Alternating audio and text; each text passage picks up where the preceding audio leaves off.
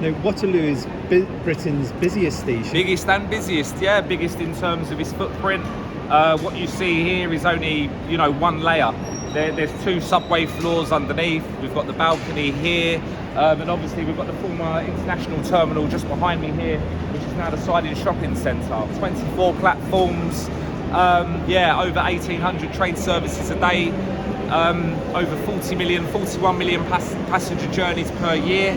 That's a far cry from COVID.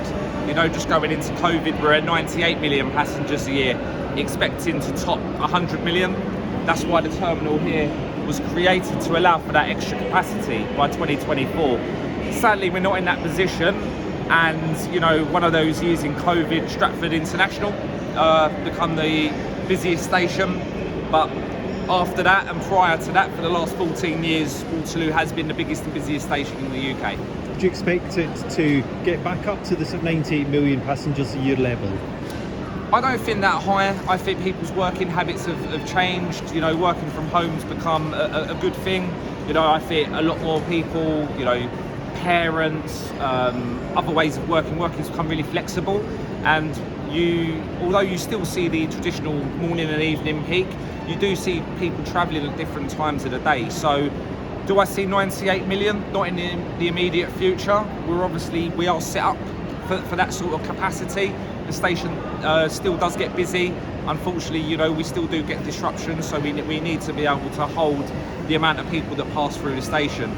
We are not just a train station, we're a hub also. We're the largest interchange for the London Underground here at Waterloo. We interchange with buses, taxis and other transport networks as well. So Waterloo is, it is the gateway to the southwest. So at weekends, for example, we're at over 100% of pre-COVID footfall. Leisure travel is on the up. A lot of people coming into London over the weekends. We are seeing, sort of a steady rise, averaging about 70% per week of pre-COVID footfall. But yeah, this is sort of lunchtime rush at the moment, fairly steady. I'd like to see it get back to where it was. That was about 360,000 passengers a day. That can be quite difficult at times, but it was enjoyable. And now we're about 225,000 passengers per day. Now, in terms of the way the station looks now, you perhaps wouldn't think it's 175 years old. And also, if you compare it to the likes of Paddington, King's Cross, St Pancras, is it arguably not as beautiful a station? Would you agree in any way? No, I totally disagree with that. St Pancras, very, very iconic, very nice to look at. We've still maintained a lot of our original architecture.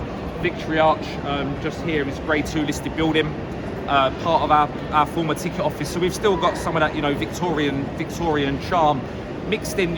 With a station as busy as ours, we need to create somewhere, that interchanges with the local area, and fit, almost 11,000 people onto our concourse during a busy evening peak. So new additions such as the balcony, which has brought, vibrant bars and restaurants and a location for people to come. Moving with the times, not just a train station, but integrating a shopping centre. Again, making Waterloo not just a train station, but a destination. 20% of our customers that come through our doors don't actually get a train. They come in for the likes of Pret, to go down to Brewdog, to come to one of our restaurants. So we're creating, something quite special. In my speech earlier, and in Lord Peter Hendy's reference, bigger things for Waterloo, we're looking at the Waterloo Master Plan, which isn't just thinking about this year, next year, is looking at regeneration, linking in with the local community, and looking at capacity, ways of improving accessibility, and looking at the station footprint with the outside for the next 50 odd years.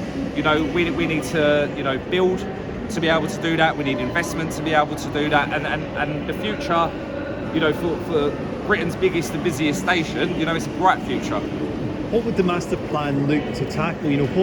What's the central problem that you would look to solve by rebuilding or regenerating the station? A lot of it would be circulation. So, to get from one side of the station to the other is quite big to walk around. There's some lower areas of the station, believe it or not. There's a couple of levels of arches back from many moons ago that are almost disused.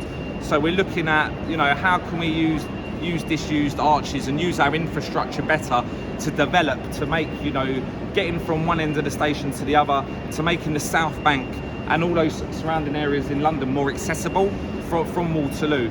Looking at more step-free entrances and exits as well. You know, looking at diversity, inclusion, and how we do all that, and how Waterloo plays a big part in that. Okay. Now, just